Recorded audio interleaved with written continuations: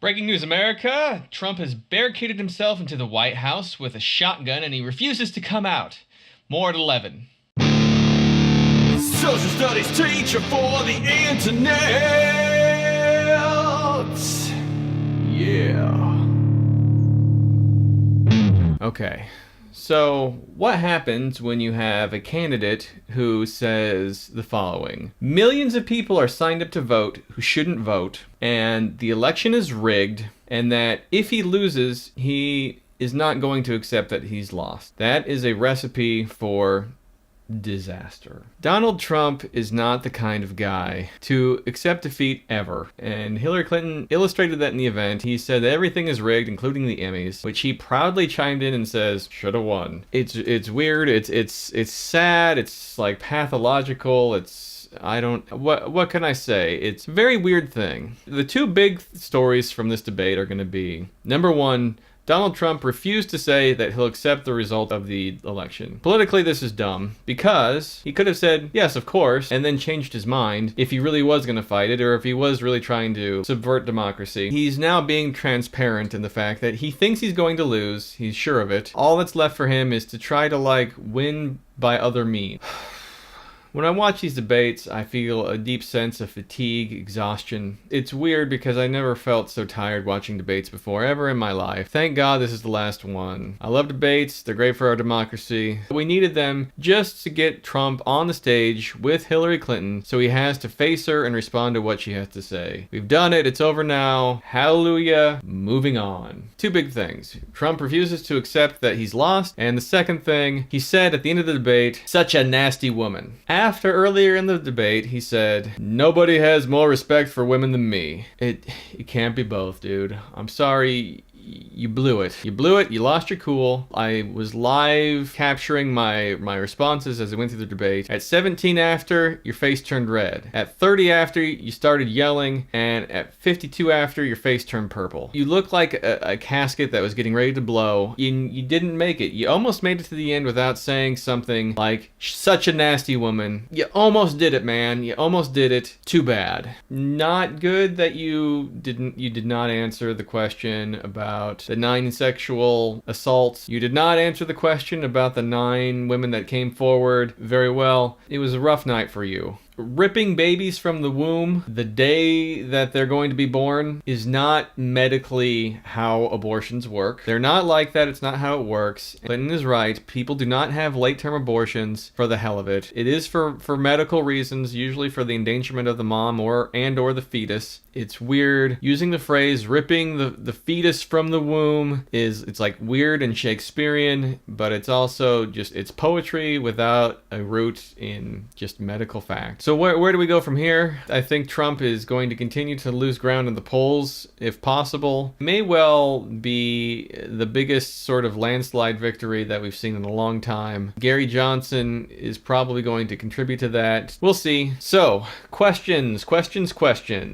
Here are some things that I got in the various social media. Number 1. Okay, how about, what will Trump's base do after he loses? Do you anticipate increased white domestic terror acts? The hideousness of this election cycle is one thing, but it isn't just going to go away after the ballots are counted. Right. There is a problem now with voter suppression. I am predicting that due to the sort of coded racial language about the people that aren't supposed to be voting, that you will find in African American neighborhoods in our country, white people showing up with guns trying to intimidate black people not to vote. I do predict that our country will be in a bit of a crisis on election day. I also predict that it is possible, if not likely, that people will get shot for no good reason just because their skin color is brown and they want to vote. After the election, anything could happen. I think that you will have a small group of people like the Bundys that came to our state of Oregon and tried to steal a wildlife refuge. What they did there is they trashed it and left it full of garbage and feces. I expect sort of the same thing to happen, that a small group of people with guns are going to try to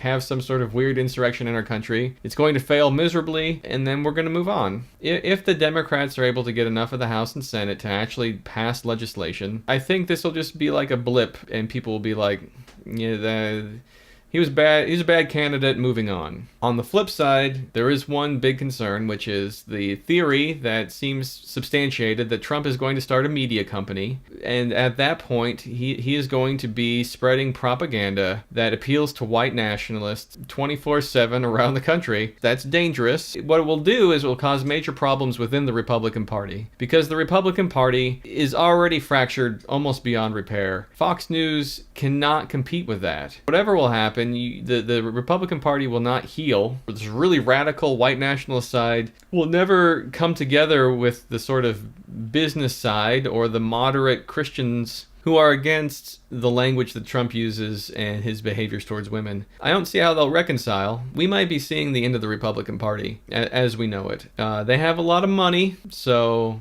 don't count them out. They are the party of billionaires in a way that we've never seen in our history before, so don't count them out. But they have some tough times ahead.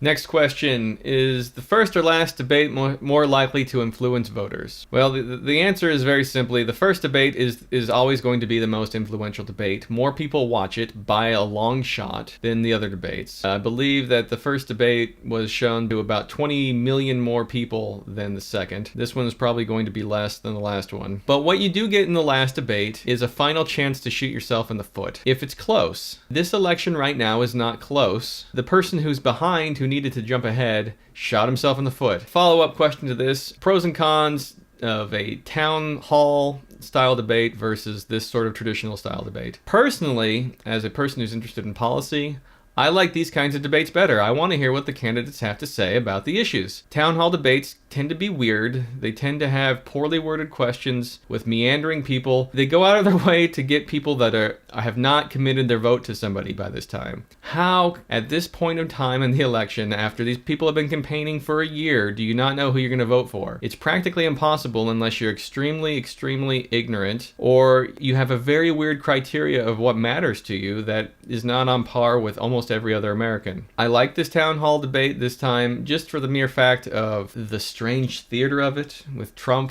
wandering around, humping the back of the chair and looking like a sort of like a stomping gorilla. It was very interesting to watch. I don't think much else about it. It's in the history books now. The one good thing about town hall debates is that you do not have any idea what they're going to ask. It can be very strange. There have been very strange questions in the past. And as a candidate, sometimes getting a strange question that there's no way you could have prepared for because it's so weird shows how you think on your feet. And as a president, you're going to have to think on your feet. You're going to deal with things off the cuff, maybe in foreign policy when you're meeting with other foreign leaders and they say or do something strange. You never know. When you get candidates out of their prepackaged product that they're trying to deliver and say, here, deal with this weird thing, you learn something new. That's maybe a positive of the town hall debate. Another question is, do you think that Trump talking about the election being rigged is going to suppress his own voters? The answer to that is no. He has a very specific kind of person that likes him. They are people that feel aggrieved, they're angry, they are sick and tired of everything and they don't want to take it anymore. And when you tell them the election is rigged, it's the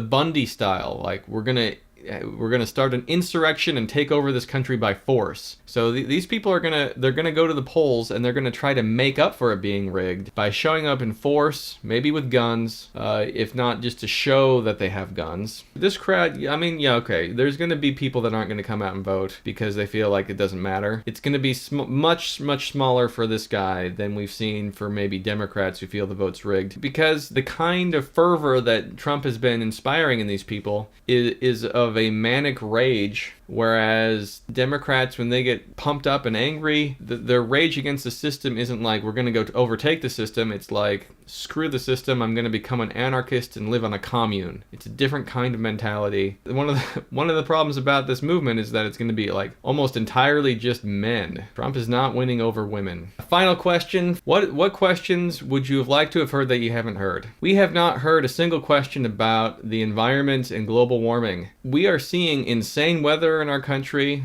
Here in Oregon, we've had tornadoes destroying a town. Tornadoes in Oregon destroying a town. Hurricanes in Florida, crazy weather, cats and dogs, feels apocalyptic at times, right? You know, one of the things we know about Trump is he doesn't believe that global warming is real, and I just would have liked to have more of a discussion about that. I would have liked to have a discussion about FEMA funding. The FEMA budget is almost beyond repair, and what happens the next time a major hurricane comes through and smashes a giant chunk of our country? How are we going to pay to fix it? So when January comes around and the inauguration for Clinton is going to happen, I hope that I will be breathing just a sigh of relief. It's not going to be like jubilation and joy and Obama taking the stage with Aretha Franklin. It's not going to be beautiful like that. I'm probably not going to cry. But it is going to be a nice moment to have a woman president, just for what it means for the future of our country, if anything else. It's just always like, hold your breath, Will, hold your breath. Can our democracy hold it together? I hope it can. All right, guys. Thanks for checking in with me. As always, subscribe if you like what you see, and feel free to contribute to the Patreon to help me make more of these videos. Good night. Catch you later. You know, don't sleep with a gun under your pillow. Keep the safety lock on it. We're gonna be okay. We're gonna be okay. Good night.